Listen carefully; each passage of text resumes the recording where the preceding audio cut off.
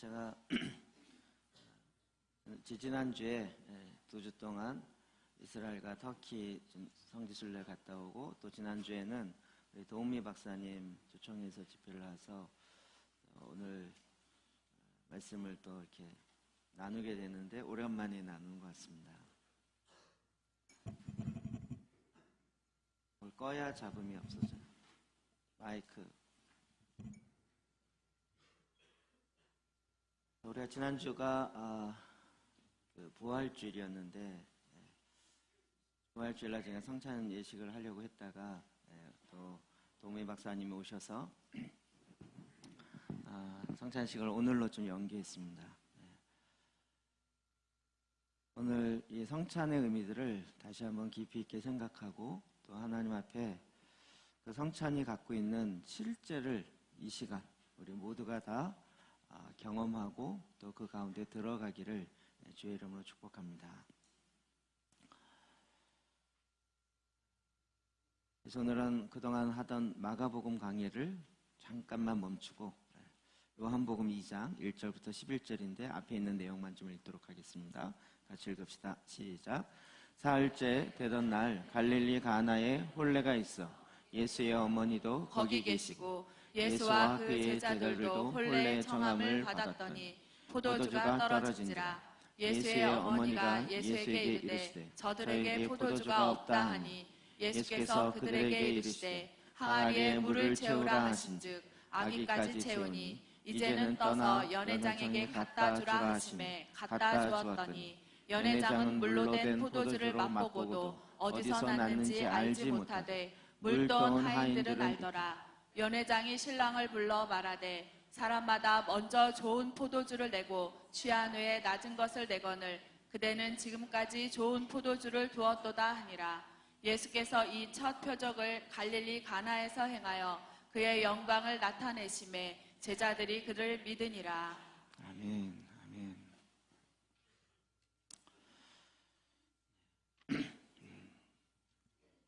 우리가 성찬식 그러면 보통 예수님의 유월절 만찬으로부터 시작되어지는, 물론 그것부터 시작되었고, 그래서 예수님의 살과 피를 먹고 마시며 주님이 내 안에 거하시고 또 그 사랑과 그 생명을 다시 한번 기억하며 또 그 실제 가운데 들어가는 것, 이것이 성찬식이라고 우리가 잘 알고 있습니다.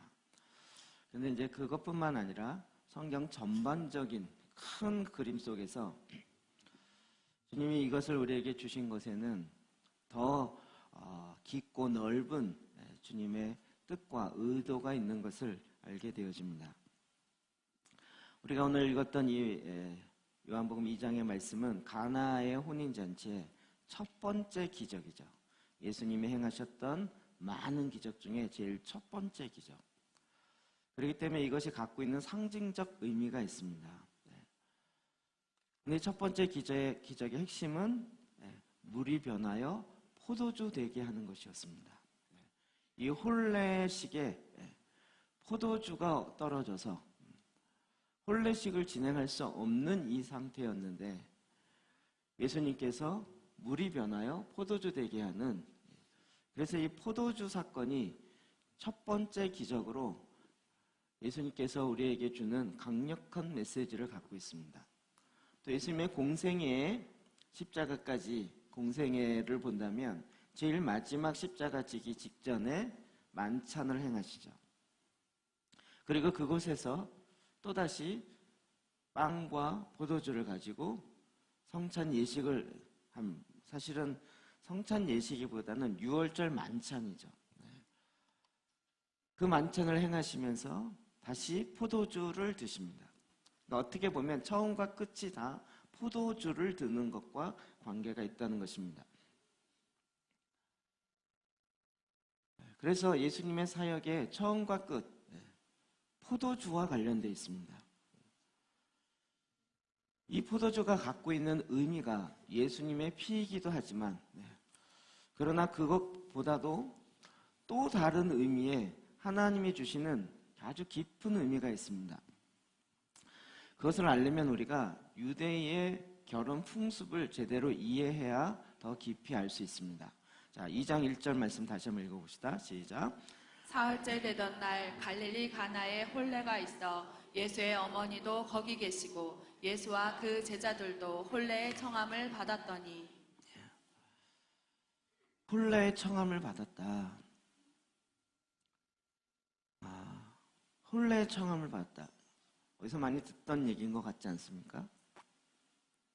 저와 예수님이 나중에 보면 비유 가운데 이야기하죠. 주인이 잔치를 베풀어 놓고 초청하는 거예요. 혼례와 관련된 것은 성경에 굉장히 중요한 핵심적인 키입니다. 그래서 우리는 다시 예수님 당시에 이 혼례가 어떻게 진행됐는지를 제대로 이해해야 여기서 이야기하고자 하는 메시지가 무엇인지를 분명히 알 수 있다는 거죠. 제가 이번에 이스라엘 가면서 하나님이 계속 막 새로운 깨달음을 자꾸 주시더라고요. 저도 막 놀랍게 전에는 들어도 이해되지 않았던 것이 이제는 이렇게 마음속에 탁탁 새겨지더라고요. 그 중에 하나가 이 혼례와 관련된 것이었습니다. 유대의 문화는 이 혼례가 오늘날 우리가 이야기하는 결혼식과는 좀 다릅니다. 절차가 다릅니다. 그 상황을 조금 더 설명을 드리면 한 청년이 한 자매에게 마음이 꽂혀버렸어요. 소위 말하는 눈이 맞았어요. 그래갖고 눈에 콩가풀이 씌운 거죠. 이 자매가 너무 마음에 든다. 이 자매랑 결혼을 해야 되겠다. 라고 그 한 청년이 마음에 결정을 하면 아버지에게로 달려갑니다.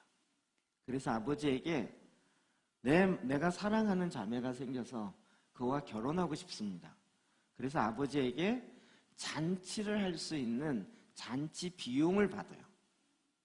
아직 결혼한 게 아니고요. 잔치 비용을 받아요.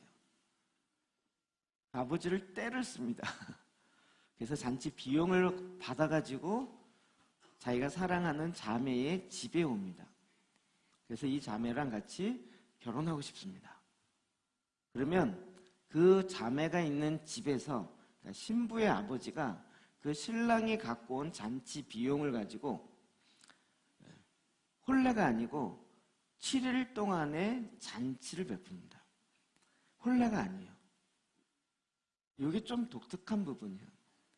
그래서 그때에 이 신부 측에 가족들이 친척들이 모입니다. 그러면 7일 동안 잔치를 해요. 7일 동안 잔치하는 모든 비용을 신랑이 되는 거예요. 그런데 그 잔치하는 동안에 하이라이트는 제일 마지막 날이에요. 7째 되는 날 신랑이 아니죠. 이 형제가 신부를 향하여 포도주 잔에다가 포도주를 담아서 그 잔을 그 신부에게 딱 주는 거예요. 그러면 7일 동안 이 신부는 이 신랑의 모습을 계속 친척들이 다 보는 거예요. 도대체 이 인간은 어떤 인간일까? 술 취하면 어떻게 바뀌나? 그러면 7일 동안 여러 친척들, 자기 신부 측의 친척들이 계속 확인해보고 점검해보고 여러 가지로 이렇게 테스트를 해봐요. 그래서 마지막 날 그 포도주 잔이 그 형제가 자기한테 딱 냈을 때 나 이 사람이 마음에 들고 확신하구나. 그러면 그 잔을 받아서 마시는 것이고 7일 동안 보니까 아니야. 이 사람 아닌 것 같아. 그러면 그 잔을 안 받아요. 마시질 않아요. 그러니까 이 형제는 제 7일째 됐을 때 잔을 신부에게 놓고 그 다음부터는 어떻게 해요? 두렵고 떨림으로 근데 만약에 잔을 안 받아요. 안 받고 그냥 포도주 잔에 포도주가 그냥 있어요. 그러면 어떻게 돼요? 울며 불며 자기 아버지 집으로 다시 돌아가야 돼요. 잔치를 베풀기 위해서 했던 잔치 자금은요, 날아간 거예요. 이게 그 당시의 혼례예요. 그래서 그 자매가 이 포도주 잔을 마시면 이 자매가 나도 이 형제랑 결혼하겠습니다. 그렇게 되면 어떻게 돼요? 이 형제가 너무 기쁜 거예요. 기뻐서 막 춤추면서 아버지 집에 가요. 그때 결혼이 되는 게 아니고 그 잔을 마시면 함께 결혼에 대해서 둘의 생각이 같이 일치가 되는 거죠. 이것을 정혼이라고 이야기해요. 결혼을 결정했다. 우리 풍습으로 얘기하면 요즘 아예 이런 단어가 없어졌더라고요. 약혼이요. 결혼을 약속했다요. 그러면 이 형제는 아버지 집에 가서 내가 허락을 받았습니다. 그러니 이제부터 어떻게 해요? 자매랑 같이 살 수 있는 집을, 거처를 마련해야 돼요. 보통 유대 풍습에서는 1년 정도 걸린다고 합니다. 열심히 노력하고 열심히 일을 해서, 그러니까 소위 말하는 신혼방을 꾸며야 되는 거죠. 그것을 마련하기 위해서 신랑이 열심히 준비하는. 그래서 다 마련하면 어떻게 돼요? 그때에 신랑이 다시 와서 신부, 자기 아내 될 사람을 맞이하고 거기에서 결혼 예식이 되는 거예요. 그리고 그와 함께 자기의 거처로 가는 거죠.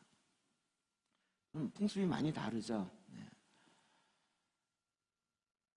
그럼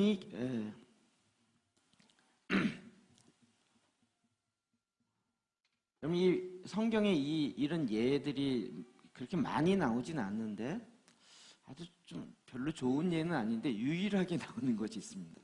삼손입니다. 삼손. 14장 1절 볼까요? 시작. 삼손이 딥나에 내려가서 거기서 블레셋 사람의 딸들 중에서 한 여자를 보고 올라와서 자기 부모에게 말하여 이르되 내가 딥나에서 블레셋 사람의 딸들 중에서 한 여자를 보았사오니 이제 그를 맞이하여 내 아내로 삼게 하소서 하매. 자, 좀 이해되시죠? 딥나, 블레셋 사람, 지금 가자지구라고 얘기하는 그쪽에 이방인이었지만 그곳에 가서 한 여인을 보면서 너무 마음에 들어서 결혼해야 되겠다. 그러면 결혼하지. 근데 그게 아니고 2절에 보니까 올라와서 자기 부모에게 말하는 거죠. 왜 말했을까요? 그 잔치할 수 있는 자금을 부모로부터 받아야 되기 때문에. 내 아내로 삼게 하소서. 단지 허락을 받는 측면이 아니에요. 그는 아버지가 말리죠. 왜 이방 여인과 결혼하려고 하냐. 이건 뭐 성경의 스토리지만. 근데 때를 씁니다. 그래서 10절 볼까요? 시작. 삼손의 아버지가 여자에게로 내려가매 삼손이 거기서 잔치를 베풀었으니 청년들은 이렇게 행하는 풍속이 있음이더라. 네. 이해되시죠? 이렇게 행하는 풍속이 있었다고요. 내려가서 뭘 했어요? 7일 동안에 잔치를 베푸는 거예요. 성경을 이해할 때 이런 좀 문화적 배경을 이해하면 훨씬 더 많은 내용을 볼 수 있는 거죠. 여러분, 그래서 그 잔치에서 어떻게 해요? 포도주잔을 신부 될 사람, 그 자매가 마시면 결혼 약속이 되어서 정혼이 되는 거예요. 그럼 예수님의 탄생에도 이 관련된 풍습이 있죠. 마태복음 1장 18절입니다. 시작. 예수 그리스도의 나심은 이러하니라. 그 모친 마리아가 요셉과 정혼하고 동거하기 전에 성령으로 잉태된 것이 나타났더니. 자, 정혼하고 이렇게 돼 있어요. 그럼 뭘까요? 이해되시죠? 7일간의 그 잔치를 통해서 결혼하기로 약속했어요. 근데 아직 실제적인 결혼을 한 건 아니에요. 근데 유대 법에 따르면 이 정혼만 해도 법적인 부부로는 인정이 돼요. 근데 사실적 결혼은 아니죠. 아직 처녀총각인 거죠. 실제로 결혼의 삶을 들어가는 것은 거처를 다 마련하고 그 형제가 와서 결혼식이 되는 거죠. 그러니까 지금 요셉과 마리아가 어떤 상태예요? 정혼한 상태인 거예요. 그러니까 아직 동거하기 전에, 그러니까 아직 거처를 다 마련하지 않은 거죠. 이것도 좀 이해가 되시죠? 네. 그럼 이 사건이요. 우리는 이제 유월절 만찬과도 주님이 이 이야기를 한 가지 키를 좀 풀어내고 있습니다. 마태복음 14장, 마가복음 23절부터 25절 읽읍시다. 시작. 또 잔을 가지사 감사기도 하시고 그들에게 주시니 다 이를 마시매 가라사대 이것은 많은 사람을 위하여 흘리는 바 나의 피 곧 언약의 피니라. 진실로 너희에게 이르노니 내가 포도나무에서 난 것을 하나님 나라에서 새 것으로 마시는 날까지 다시 마시지 아니하리라 하시니라. 아멘. 이것도 이제 유월절 만찬의 절차, 이걸 보면 훨씬 이해가 되는데, 그 포도주 잔을 들면서 주님이 뭐라 그러세요? 우리는 너희를 많은 사람을 위하여 흘리는 나의 피, 곧 언약의 피니라 이렇게 얘기해요. 그러니까 나의 피, 우리는 예수님의 보혈, 예수님의 피에 대해서 계속 집중하다 보니까 거기에 계속 신경이 가는 거죠. 그런데 나의 피 곧 뭐라고요? 언약의 피래요. 무슨 언약일까요? 무슨 언약일까요? 이게 결혼 언약과 관계되어 있는 거예요. 결혼은 언약입니다. 언약식인 거예요. 함께 언약을 맺는 과정인 거죠. 그러니까 이 성찬 예식은 단지 예수 그리스도의 살과 피를 내가 먹음으로 주님이 내 안에 거하신다. 이것도 충분하지만 이 성찬 예식은 결혼 예식과 같이 그 신부 될 사람이 그 잔을 받아들임으로 내가 주님과 정혼한 상태의 언약 관계로 들어가는 그 피, 그 잔이 되는 것입니다.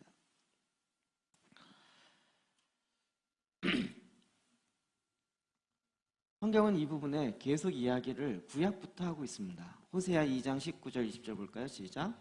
내가 내게 장가들어 영원히 살되 공의와 정의와 은총과 긍휼이 여김으로 내게 장가들며 진실함으로 내게 장가들리니 내가 여호와를 알리라. 우리가 주님의 백성이 되는 것을 하나님은 이렇게 표현하는 거예요. 내가 너에게 장가들었다. 장가들었다. 예수님이 지금 나에게 장가들겠다는 거예요. 나와 결혼하겠다는 거예요. 그래서 내가 너와 함께 영원토록 살겠다는 거예요. 내가 너와 함께 삶으로 말미암아 공의, 정의, 은총, 긍휼이 여김으로 그 주님이 내 안에 이제 놀라운 예수 그리스도의 신랑 되신 예수 그리스도와 함께하는 이 어마어마한 축복으로 나를 초청한다는 거예요. 그래서 내가 여호와를 알게 돼요. 하나님을 알게 돼요. 그럼 예수님께서 요한복음 14장에 이런 얘기를 하십니다. 2절, 3절 시작. 내 아버지 집에 거할 것이 많도다. 그렇지 않으면 너희에게 일렀으리라. 내가 너희를 위하여 처소를 예비하러 가서 너희를 위하여 처소를 예비하면 내가 다시 와서 너희를 내게로 영접하여 나 있는 곳에 너희도 있게 하리라. 무슨 말씀인지 이제 이해가 팍 되죠? 예수님이 와서 장가들려고 하신 거야. 그랬는데 제자들이 드디어 예수님을 하나님의 아들 메시아로 믿었어요. 그래서 어떻게 해요? 그 포도주잔을 받은 거죠. 그랬더니 지금 신랑 되는 예수님이 어떻게 해요? 춤추면서 빨리 아버지에게 가서 함께 거처를 마련한다는 거예요. 천국에 맨션 만들러 간 게 아니고 우리와 함께 거할 수 있는 거처를 마련해요. 그러니까 주님을 믿는다라는 건 무엇이에요? 주님과 정원의 관계가 들어가는 거예요. 주님과 결혼한 관계에 이미 법적으로 결혼한 관계에 들어간 거예요.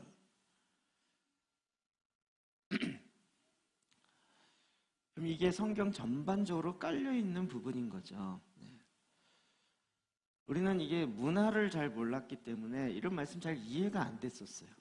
사도 바울도 이걸 설명하면서 계속 그 이야기를 하고 있어요. 고린도후서 11장 2절 볼까요? 시작. 내가 하나님의 열심으로 너희를 위하여 열심을 내노니 내가 너희를 정결한 처녀로 한 남편인 그리스도께 드리려고 중매함이로다.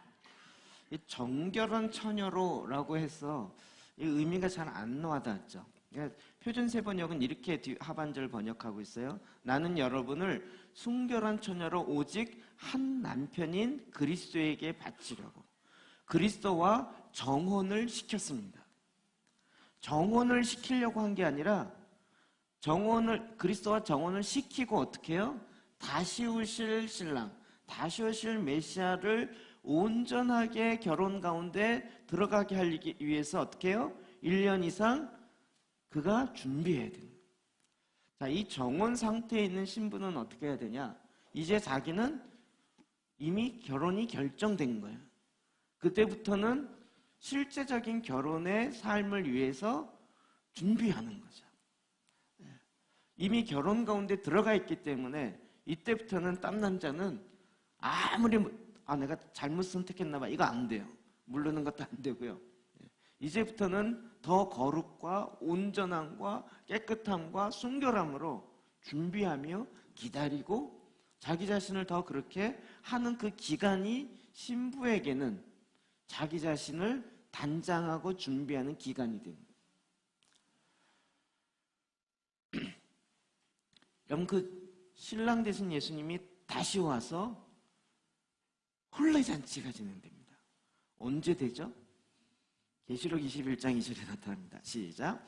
또 내가 보매 거룩한 성 새 예루살렘이 하나님께로부터 하늘에서 내려오니 그 준비한 것이 신부가 남편을 위하여 단장한 것 같더라.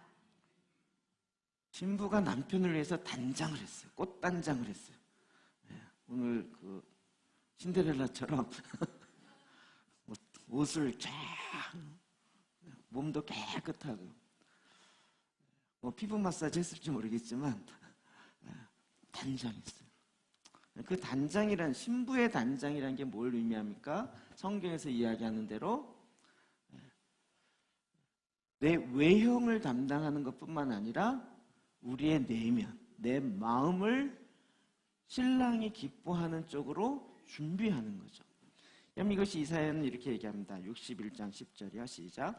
내가 여호와로 말미암아 크게 기뻐하며 내 영혼이 나의 하나님으로 말미암아 즐거워하리니 이는 그가 구원의 옷을 내게 입히시며 공의의 겉옷을 내게 더하심이 신랑이 사모를 쓰며 신부가 자기 보석으로 단장함 같게 하셨습니다. 그럼 그때 신부가 보석으로 자기를 단장해요. 그러니까 구원의 옷을 내게 입히셨어요. 신부의 옷을 입혀요. 예수 그리스도의 옷을 입어요. 하얀 드레스를 입는다는 것이 그것을 상징한다는 거예요. 그래서 예수 그리스도로 옷 입어요. 구원의 겉옷을 내게 더하셨어요. 그리고 이제 보석으로 말미암아 여기다 귀걸이, 목걸이 이런 것으로 단장해요. 이 메시지가 무슨 말씀인지 이제 이해 팍 되시죠? 예수님이 다시 오실 때 어떻게 돼요? 거기에 어린 양의 혼인잔치가 완성되는 거예요. 하나의 문제가 있죠. 예수님이 거처를 마련하고 오신다 그랬는데 1년이 걸린 게 아니라 지금 2000년이 걸렸는데 조금 오래 걸리시는 거예요. 근데 오래 걸린다고 생각하지 말라고 성경이 얘기하고 있죠. 왜요? 하나님께는 하루가 1000년 같고 1000년이 하루 같으니까 지금 며칠 지나신 거예요? 이틀 지나신 거예요. 왜 이렇게 하신 거예요? 더 많은 신부들이 주님과 결혼하는 이 축복의 자리에 들어가게 하려고. 주님이 더디 오시는 것이 아니라 주님의 마음이 더 끝까지 인내하고 계시는 거예요. 제 표현이 좀 그런데 주님은 더 빨리 오고 싶으세요 지금. 주님이 오고 싶어서 안 다리신 거예요. 그런데 제가 보기에 하나님이 맡고 계실 것 같아요. 좀만 기다려, 좀만 더 기다려, 좀만 더 기다려. 아직도 신부가 좀 준비가 덜 된다. 그래서 어떤 신부는 아직 오지 마세요라고 얘기하시는 신부도 있어요. 주님 오시면 안 돼요 이래가면서. 그 신부가 자기를 단장해요. 사도 바울이 정혼한 처녀로 한 남편인 그리스도에게 드리려고 중매합니다. 그리스도와 정혼을 시켜서 이제는 그가 흠없고 깨끗하고 정결하고 티가 없고 주름 잡힌 것이 없는 거룩하고 흠이 없는 신부로 준비시키고 있다. 사실 이 기간이 긴 게 아니라 지금 이 기간에 우리가 해야 될 일이 무엇이에요? 신부로 거룩하고 흠이 없고 온전하고 정결하도록 우리를 계속 더 깨끗하게 가야 되는 거예요. 그래서 깨끗하게 된 것이 나에게 보석이 되는 거라고요. 그 보석이 무슨 다 비싼 보석을 내 목에, 귀걸이에, 목걸이에 한다는 그 또 의미겠죠. 그 의미는 뭘까요? 전에는 깨끗하지 않았어요. 근데 이제는 더 깨끗해졌어요.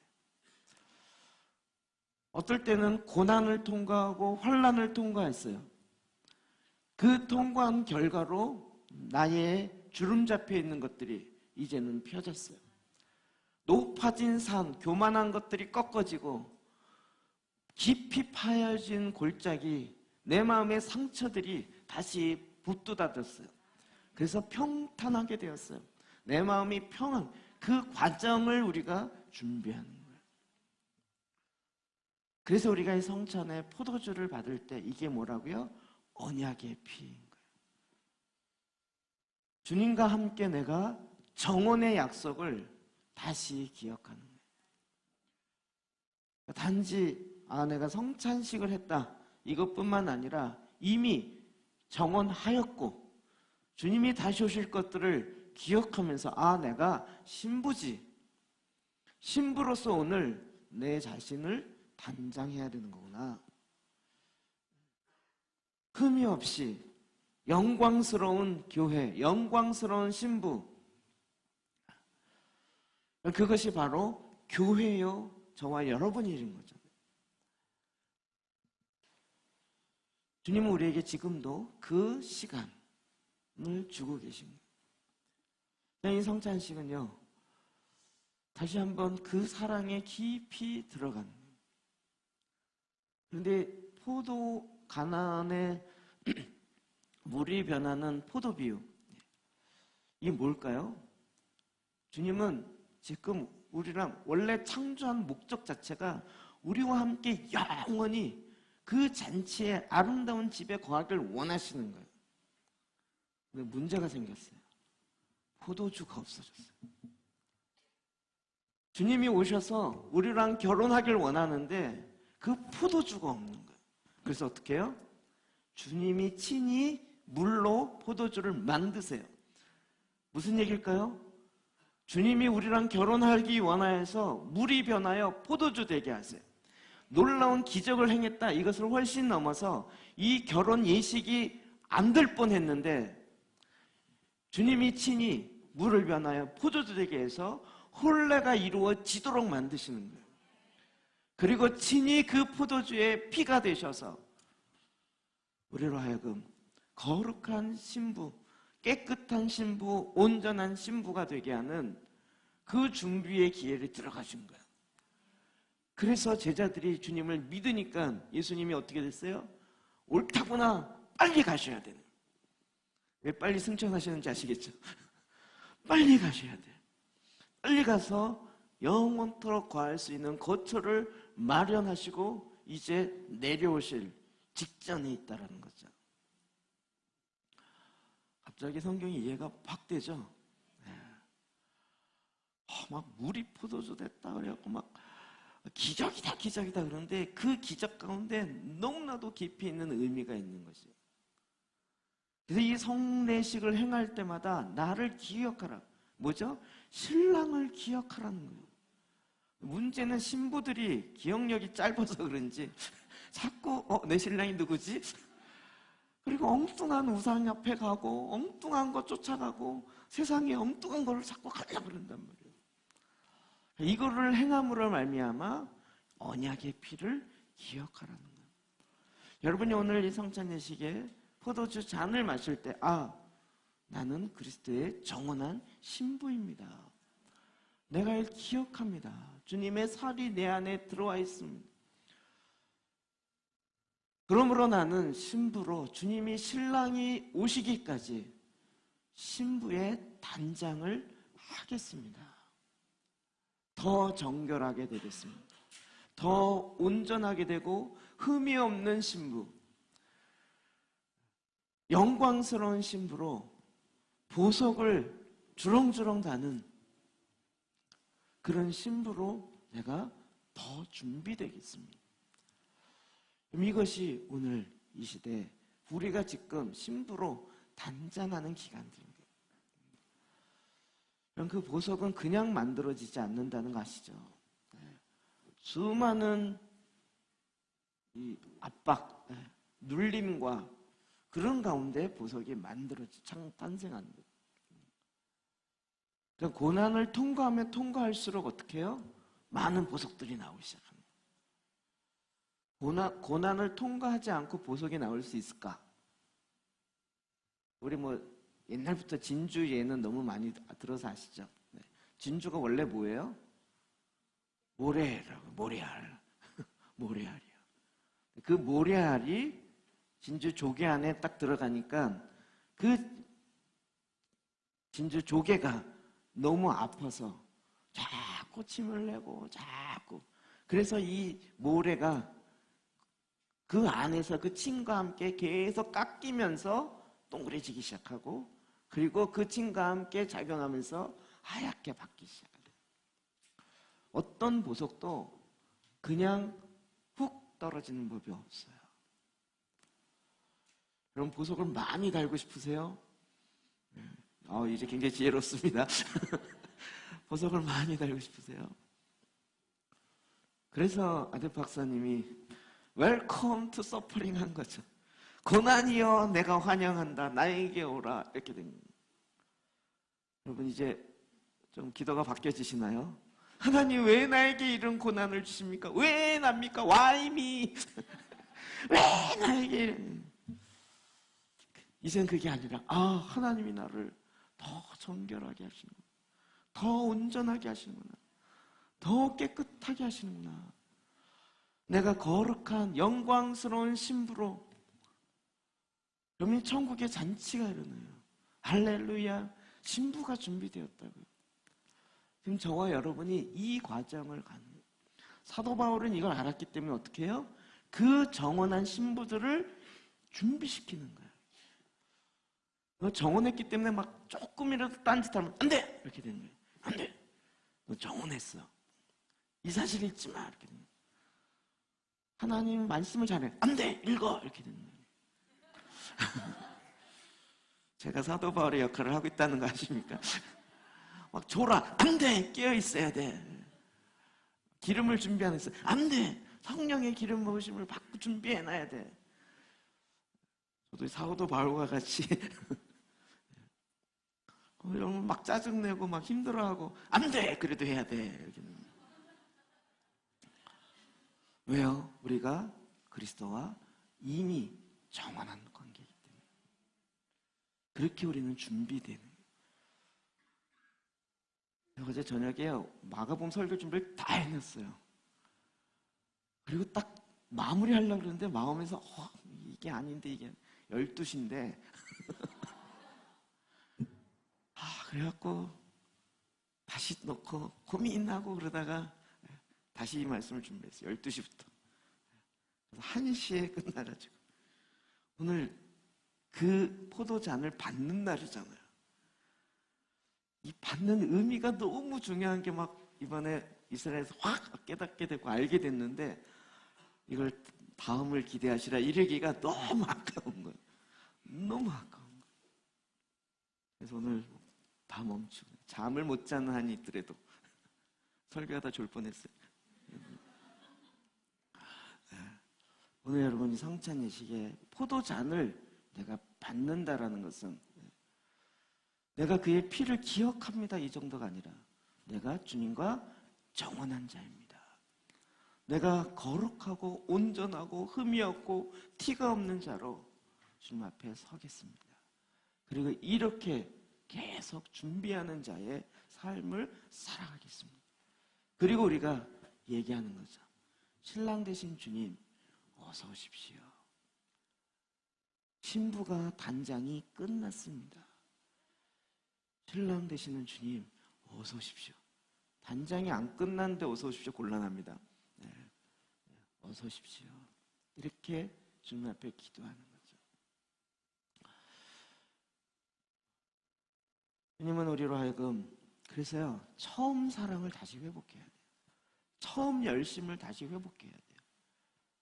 여러분 그 첫사랑의 짜릿함이 첫사랑으로 끝나는 것이 아니고요. 주님과의 사랑은 알면 알수록 더 깊어져요. 더 깊어져요. 아니 어떻게 만물을 창조하신 분이 나에게 장가들겠다 그럴까? 아니 제정신이실까? 어떻게 나와 결혼하겠다고 이야기하는 것일까? 그리고 그렇게 정혼까지 해놓고 정말 주님이 모든 이 온전한 결혼식 완성하고야 마시는 그 주님의 그 마음이 뭘까? 그 사랑이 뭘까? 이게요 알면 알수록 더 애틋해져요. 그 십자가의 사랑이 나를 향한 그 십자가의 피가 그 포도주가 이제는 나에게는 너무나도 큰 기쁨이 되고 즐거움이 되는 거예요. 그럼 우리가 어린 양의 혼인 잔치에 들어갑니다. 저와 여러분이 오늘 이 성찬 예식이 그냥 형식적인 차원의 예식이 아니라 그럼 그걸 기억하는 거예요. 그래서 여러분 뭐 포도주 잔이 작냐 뭐 크냐 이거 아무 상상할 필요가 없어요. 의미가 뭔지를 보셔야 되는 거예요. 그리고 떡은 저희가 이스라엘에서 직접 갖고 온 맛잘 무교병. 네. 이미 드셔보셔서 아시겠죠? 진짜 맛 하나도 없어요. 그리고 제가 무교병 정말 놀라운 건 우리 지지난번에 썼던 무교병이 있거든요. 그걸 제가 다시 꺼내봤는데요. 아직까지 하나도 안 상했어요. 1년 만에 꺼냈는데 안 상했어요. 진짜 털끝만. 그게 코쇼 용품이거든요. 랍비가 이거는 하나도 들어가 있지 않다라고 딱 도장 찍은 거거든요. 진짜 무교병 무섭다 이 생각이. 썩지가 않아요. 곰팡이가 쓸지 않아요. 내가 보면 영원히 갈 것 같아요. 터키 갔을 때 놀라운 사실 하나는 거기서는요 소화가 안 되면 빵을 먹어라 그래요. 거기는 제가 수요일날 잠깐 얘기했지만 밀밭이 있는데요. 밀밭이 100km예요. 100km. 100m가 아니고요. 차로 한 2시간을 가야 끝이 나요. 여기서부터 천안까지 밀밭으로 쫙 그냥 거기다가 무슨 농약을 뿌리고 뭐 그럴 면적이 아닌 거예요. 그냥 씨앗만 뿌려놓고 자라면 추수인 거예요. 그러니까 거기다가 방부제를 넣거나 이럴 필요성이 없어요. 우리 막 유기농 뭐 곡식한다잖아요. 거기는 유기농 아니기가 힘들어요. 그거 하려는 게 인건비와 그 경비가 더 들어요. 그러니까 빵이요. 아침, 점심, 저녁으로 빵 먹는데도 속이 더부룩하지 않고 소화가 너무 잘 돼요. 제가 어제 같이 갔던 목사님 만났더니 한국 와갖고 라면 먹고 저녁에 짬뽕 먹었다가 체했대요. 밀가루 2개 먹었다가 방부제가 엄청 들어있어가지고 소화가 안 되고 더부룩하고. 근데 방부제가 안 들어있어요. 밀이 나쁜 게 아니고요. 방부제가 안 들어가 있으니까 너무나도 그게 소화가 잘 돼요. 이것도 진짜 의미가 좀 다른 것 같아요. 주님 우리에게 영원토록 생명력으로 오가닉으로 되어 있는 그 빵을 받으라는, 그 생명을 받으라는, 그것이 내 안에 영원토록 가는 거예요. 오늘 저와 여러분이 이와 같은 주님의 실제 가운데 들어가는 것입니다. 여러분 믿음으로 행할 때 그것이 내 안에 동일하게 실제가 되는 것입니다. 여러분 이 시간 같이 참여할 때 그와 같은 주님의 생명이 내 안에 풍성케 되어지는 실제가 있기를 주의 이름으로 축복합니다. 주님과 정혼함, 이 관계가 다시 새로워지며 첫사랑이 회복되어지고 첫 열심이 회복되어지는 믿음의 실제가 있기를 주의 이름으로 축복합니다. 우리 찬양팀 올라오실까요? 기도하십시다. 주님, 내가 주님과 결혼한 자입니다. 결혼을 약속한 정원의 관계에 있는 자입니다. 주님, 내가 이것을 주님, 신랑 되실 주님과 함께 주님의 말씀 앞에 순종하여 오늘 이 자리에 들어갑니다. 여러분, 주님으로 받았던 그 말씀들을 내 마음에 다시 한번 기억하며 주님 앞에 나아가 기도하십시다. 함께 기도하시겠습니다.